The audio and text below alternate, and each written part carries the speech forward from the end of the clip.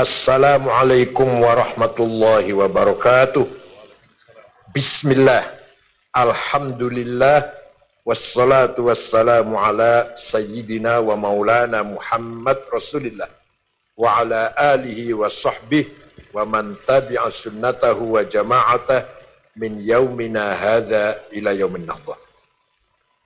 Sahibul fadilah Hadratul Mukarram Mustasyar PBNU Wakil Presiden Republik Indonesia Hadratus Syekh Profesor Dr. Kiai Haji Ma'ruf Amin A'azzahullah wa atala baqa'ah. Yang saya hormati Al-Mukarram Hadratus Syekh Ar-Ra'isul Am Kiai Haji Mufti Al-Akhyar Hafizahullah, Ibu Menteri Ida Fauzia, alumni Tambak Beras Hafizahullah, Dubes Aljazair, Ibu Maksusah yang berbahagia, Ketua NU Jawa Timur, Ya Haji Marsudi Mustamar, yang akan memberikan ceramah, Al-Allamah, Ya Haji Baha Nur Salim, Gus Baha Nur Salim, seluruh ahli baitil atiq min ahli baitil marhum al-maghfurlah Bah Hadratis Syekh Mbah Kiai Wahab, Ibu Mahfudzah, Dr. Hasib Wahab, Ibu Munjidah, Ibu Hizbiyah, wa baqi usrah hafizahumullah, keluarga besar Tambak Beras, badan otonom terutama muslimat, ketua muslimat yang kebetulan jadi gubernur Jawa Timur, insya Allah calon presiden RI tahun 2024. Saya dukung penuh, saya turun kampanye kalau mau maju presiden. Dan sudah terbukti kita dukung wakil presiden berhasil. Insya Allah kalau untuk Bu Hovifah berhasil insya Allah. Dan Ansor, Pagar Nusa, Bergunu, wabakil badan otonom yang kami hormati.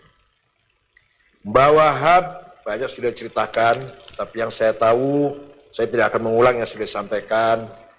Mbak Wahab ada inspirator yang mempunyai gagasan membentuk jamiah. Matur ada Hadratus Syekh Mbah Hashim Ari, Mbah Hashim jawabnya nanti dulu sabar. Maka Mbak Wahab kemudian sambil menunggu izin dari Mbah Hashim membentuk Nahdlatul Tujar, Taswir Afkar, Syubanul Waton, ringkas saja. Kemudian Mbah Wahab menjadi utusan Komite Hijaz ketika Wahabi menang, Raja Abdul Aziz Al Saud membongkar situs-situs sejarah Taif, kuburannya Ibnu Abbas bongkar, Mekah, Ma'la rata dengan tanah, termasuk makomnya Sayyidah Khadijah Al-Kubra, Abdullah bin Zubair, Asma binti Abu Bakar, dan para ulama yang lain, para sahabat yang lain, ulama yang lain. Kemudian rumahnya Maulid Rasulullah, rumah di mana Rasulullah dilahirkan, dijadikan WC. Rumahnya Sayyidina Ali dijadikan kandang khimar. Rumahnya Al-Arqam bin Abil Arqam yang pernah dijadikan tempat penggemblengan pengkaderan as-sabiqil awalin bongkar. Rumahnya Siti Khadijah yang Nabi Muhammad setelah menjadi zaujain, dari pasangan suami istri, pindah di situ selama bertahun-tahun, selama sekian tahun, dijadikan, dimasukkan ke pasar. Kemudian Babu Bani Syaibah, gapura di depan Multazam, yang dulu ketika keluarga Quraisy hampir perang saudara, berebut siapa yang berhak meletakkan Hajar Aswad setelah diperbaiki, dikembalikan ke tempatnya, berebut, maka mereka sepakat kita serahkan vonis keputusannya kepada siapa yang masuk ke sini melalui Babu Bani Syaibah. Yang masuk Nabi Muhammad, belum jadi Nabi belum. Nabi Muhammad masuk ke situ, masuk Babu Bani Syaibah. Abu Jahal mengatakan, hadzal amin. Ini yang akan mengambil keputusan. Dan ini remaja yang bisa dipercaya. Kemudian Nabi menggelar hutrohnya, masing-masing Nabi meletakkan Hajar Aswad di atas hutrohnya, sorban diangkat bersama-sama seluruh keluarga besar Quraisy, dan Nabi yang meletakkan kembali Hajar Aswad ke tempat semula. Walhasil tempat-tempat bersejarah dibabat habis oleh gerakan Wahabi. Makom Syafi'i, makom yang dulu tempat ngajarnya Imam Syafi'i di Masjid Haram, rata dengan tanah, dan lain-lain. Setelah itu kemudian ke Madinah, Baqi', 20.000 sahabat rata dengan tanah. Sayyidina Utsman, Sayyidina Hasan, dan yang lain-lain, Siti Aisyah dan sebagainya rata dengan tanah. Zaujati Rasul, kita nggak tahu mana itu. Sekarang pun rata dengan tanah. Nah, sudah selesai bongkar kuburan Baqi', tinggal sisa makom Hadrati Rasul sallallahu alaihi wasallam, Sayyidina Abu Bakar dan Umar yang ada di kamarnya Rasulullah, hujrahnya Rasulullah di pojok masjid itu, akan dibongkar. Maka Hadratus Syekh almarhum Mahfurlah Ra'isul Akbar ya Haji Hasyim Asy'ari membentuk Komite Hijaz. Diutuslah Yai Wahab, Haji Hasan Gipo, Syekh Ghanaim Al-Misri, orang Mesir yang tinggal di Surabaya, dan Kiai Zainul Arifin, pahlawan nasional yang dari Baros itu. Berangkat ke Jeddah, membaca surat Mbah Hasyim Asy'ari. Pertama, menyampaikan selamat atas keberhasilan Raja Abdul Aziz membangun Mamlakah Arabia Saudiyah, Kingdom of Saudi Arabia. Yang kedua, memohon agar imam dan khotib di Masjidil Haramain digilir rotasi.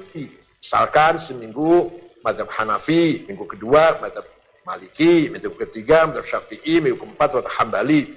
Yang ketiga, agar duyufir rahman minal hujjat wal mu'tamirin diberi kebebasan mengamalkan ibadahnya sesuai dengan mazhabnya masing-masing.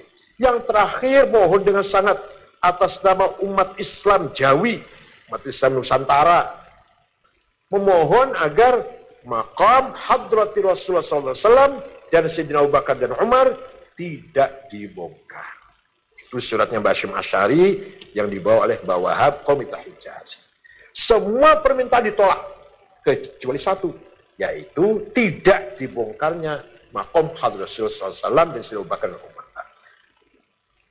Imam digilir, tolak.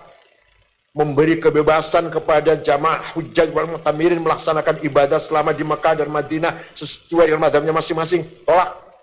Jadi yang dikabulkan cuma tidak dibongkarnya maqam Hadratus Rasulullah SAW, Sayyidina Abu Bakar dan Umar. Itulah jasa besar, andil besar, cikal bakal Nahdlatul Ulama yang waktu itu namanya Komite Hijaz, yang diperankan oleh Mbah Wahab, dan di atas perintah Mbah Hasyim Asy'ari, jasa yang luar biasa. Hakikatnya Allah yang menjaga maqam Rasulullah, tapi syariatnya zahiran wa syariatan bifadli harakah Komite Hijaz yang dibawa oleh Mbah Wahab Hasbullah. Itu luar biasa, itu jasa luar biasa.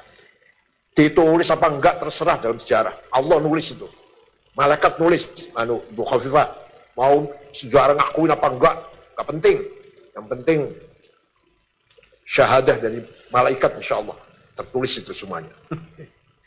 Nah, pulang dari sana barulah Mbah Hasyim Asy'ari merestui, mendeklarasikan berinya Jabatan Nahdlatul Ulama tanggal 16 Rajab tahun 1344 apa ya? 31 Januari 1926. Setelah berdiri DKNU Nahdlatul Ulama, bawa pula sebagai motornya. Bawa sebagai motor yang keliling seluruh daerah sampai ke Sumatera Selatan. Jumpa dengan Kiai Kamil Soleh, Kiai asli Semarang, tapi tinggal di Sumatera. Bapaknya Pak Taufik Kamil, mantan Dirjen Haji waktu zaman Pak Agil Munawar itu, itu anaknya itu. Itu WNU pertama. Kemudian ke Banten Menes. Menes itu, Pak, ibu-ibu, bapak-bapak, sampai sekarang pun kalau saya ke sana males, walaupun sudah aspal sih, tapi capek lah. muter-muter jalannya kemenes itu sampai sekarang. Apalagi waktu itu tahun 28 atau 29 kayak apa itu Mbah Wahab sampai ke sana. Kemudian diterima oleh Residen Abdurrahman namanya. Residen itu kakek ibunya Hafidh Utsman. Pak Hafidh Utsman dulu salah satu ketua PBNU, istrinya Bu Hafidh Utsman, cucunya Residen Ki Abdurrahman dari Pandeglang Menes. Kemudian ke Betawi, ketemu dengan seorang namanya Guru Marzuki Cipinang Muara, cucunya masih ada sampai sekarang. Berangkat lagi atau muter lagi ke Majalengka, jumpa dengan Kiai Abdul Halim Limundik, bapaknya Ketua Pergunu, bapaknya Pak Asep Saifuddin Mojokerto itu, Pacet itu, bapaknya itu, temannya Mbah Wahab waktu di Mekah. Kemudian ke Cirebon, jumpa Kiai Abbas, Kiai Syautur Al-Jainangun, Kiai Babakan Ciwaringin, bahkan katanya jumpa dengan buyut saya, Kiai Said namanya dari Gedongan. Kemudian Kiai Said merintah cucunya namanya Kiai Maksum, kakaknya ayah saya, Kiai Maksum, agar masuk ke jadi pengurus Nahdlatul Ulama. Kemudian ke Semarang, Kiai Ridwan, Lasem Mbah Maksum, Kudus Raden Asnawi Kudus, Cepu Kiai Ihsan, Lombok Timur, ada temannya Mbah Wahab di sana, Maulana Zainuddin. 1 bulan Mbah Wahab di sana, melobi temannya agar mau bergabung, bersedia bergabung ke Nahdlatul Ulama, tapi akhirnya gagal, nggak mau. Sana murid saya saja, namanya Guru Faisal namanya, di Lombok Tengah. Kalau saya mau bikin sendiri namanya Nahdlatul Waton, kata Maulana Zainuddin, teman sahabat sebenarnya. Akhirnya NU pertama di Lombok adalah di Peraya Lombok Tengah, namanya Guru Faisal. Itulah bahwa Hasbullah muter-muter, dan catat, dengan uang sendiri, nggak bikin proposal, muter-muter. NU sekarang nggak bisa jalan tuh kalau nggak pakai proposal. Dengan dana sendiri, tanpa ngemis sana ngemis sini. Itu luar biasa bahwa Hasbullah. Jadi misi luar negeri, misi internasional Ulama dimulai dengan Komite Hijaz, sesuai dengan semangat atau tujuan, goals, ghayah dari Nahdlatul Ulama adalah ukhuwah Islamiyah, watoniyah, puncaknya, peaknya adalah ukhuwah insaniyah, internasional namanya, internasional. Nah, situlah ulama memang sebagai al-ulama umanaul ummah. Ulama itu yang menerima tanggung jawab membina, mendidik, memelihara, meningkatkan kualitas umat Islam. Itulah ulama sebenarnya. Bukan ulama cek-cek, ulama kawe-kawean, ulama tenanan seperti itu. Dan Mbah Wahab itu contohnya. Oleh karena itu, dalam kesempatan haul ini, mari kita harus bangga, kita harus yakin, nahnu ashabul haq, we are the owner of the truth. Kita harus yakin kita ini pemegang kebenaran. Mencari kebenaran di mana lagi? Kita udah ikut Mbah Hashim, ikut Mbah Wahab, yang kemudian ikut Imam Syafi'i, Imam Asy'ari, Imam Ghazali. Mau cari qudwah siapa lagi? Mau imam siapa? Mau kiai siapa? Kita harus yakin, nahnu ashabul haq. Nah, kemudian kita singkat saja, waktu Muktamar Jombang tahun 2016 punya tema memperkokoh Islam Nusantara untuk perdamaian dunia. Itu juga mimpi saya, mimpi itu lamunnya saya, bagaimana dengan semangat Islam Nusantara ini kita bisa menjadi penengah juru damai, terutama di Timur Tengah yang sudah 40 tahun perang saudara nggak pernah selesai. Alhamdulillah baru saja kemarin, hari apa kemarin tuh? Hari Senin sore tanggal 29, saya diajak bicara konferensi Palestina, diundang resmi dari Qadil Qudah, Syekh Mahmud Al-Habbash, sampai dubesnya datang sini kantor agar kita ikut bicara. Alhamdulillah kita ikut bicara, menjelaskan sikap Nahdlatul Ulama selalu bersama Palestina dan menolak Safqatul Qarn. Apa ya terjemahan yang ada terleksi lelang abad 21. Jadi Donald Trump punya konsep akan memberi uang 50 miliar dolar selama 4 tahun. 4 tahun 50 miliar kepada orang Palestina yang ada di tepi barat. Tapi ini tujuannya jelek ini. Nah, silakan katanya orang Palestina yang ada di tepi barat, Dofa Gorbia, silakan hidup kerja, hidup tenang, nyaman, ada modal, ada dana, silakan. Tapi di latar belakangnya jelas tujuannya tidak baik, jelas tujuannya tidak seperti itu tujuannya. Untuk mengekang, untuk aneksasi, untuk mencaplok tepi barat. Tepi barat yang sekarang ibu kota PLO, ya, ibu kota Munadzamat Tahrir, Yasir Arafat lah, Ariha di sana, Jericho atau Ariha, yang ada Kudus di situ. Jadi Kudus sudah menjadi Trump tanda tangan, Yerusalem menjadi ibu kota Israel. Bukan lagi Tel Aviv, tinggal kapan pindahnya saja. Itu adanya di Palestina Timur. Dan Dofa Gorbia atau tepi barat akan diberi uang, diberi anggaran 50 miliar dolar selama 4 tahun, asal, nah pasti itu. Kenapa kita curiga? Kenapa kita nggak percaya? Karena Palestina tidak diajak ngomong. Itu sepihak. Donald Trump sepihak ngomong kayak itu, memutuskan seperti itu. Safqatul Qarn, pelelangan abad 21. Palestina nggak diajak ngomong. Berarti jelas niatnya busuk. Jelas niatnya ada niat yang busuk di belakang itu. Kemarin alhamdulillah NU sudah memberikan sikapnya dengan tegas dan jelas, tanpa basa-basi, tanpa tedeng aling-aling, bahwa Amerika yang konon katanya kampion demokrasi, kampion hak asasi manusia, human right, ternyata di sana masih ada diskriminasi, rasis, yang putih menghina yang hitam. Dan itu bukan hanya terjadi satu kali, yang kemana ada terbunuh itu bukan hanya sekali itu, sudah ratusan orang hitam dibunuh seenaknya oleh polisi-polisi kulit putih itu. Maka itulah apa yang terjadi di Amerika. Terakhir, kalau tadi Bu Gubernur berbicara tentang kita adalah berperan besar membangun nasionalis religius, sayang Pak, betul kita ini Indonesia ini nasionalis religius, tapi kalau bagi-bagi kue yang dapat nasionalis, yang religius kurang, nggak dapat. Kalau dapat bagi-bagi kue, bagi rezeki, yang dapat yang nasionalis, yang religius, gigit jari, NU nggak pernah dapat apa-apa. Begitu Orde Baru, dulu NU ikut membangun Orde Baru, yang dapat anggaran besar, pendidikan, satu pendidikan saja, Unmer mana Malang, itu siapa itu? Punya siapa itu? Kalau di Surabaya Wijaya Kusuma, punya siapa itu? Mana ada pesantren yang dapat anggaran ketika Orde Baru pada ikut membangun Orde Baru, membentuk Orde Baru? Walhasil religius, nasionalis, religius. Tapi kalau sudah menang, berhasil, nasionalis yang kenyang, religius yang la haula wa la quwata. Allahumma fil wahramhu wa'afi anhu waj'al jantam awatma.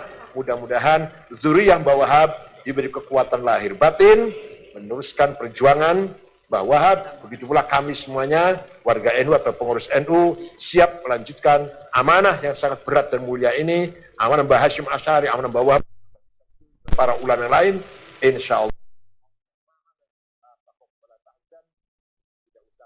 Tidak usah sedih, tidak usah bingung, Allah bersama kita, selama kita madumna ala thoriqil haq, insyaallah.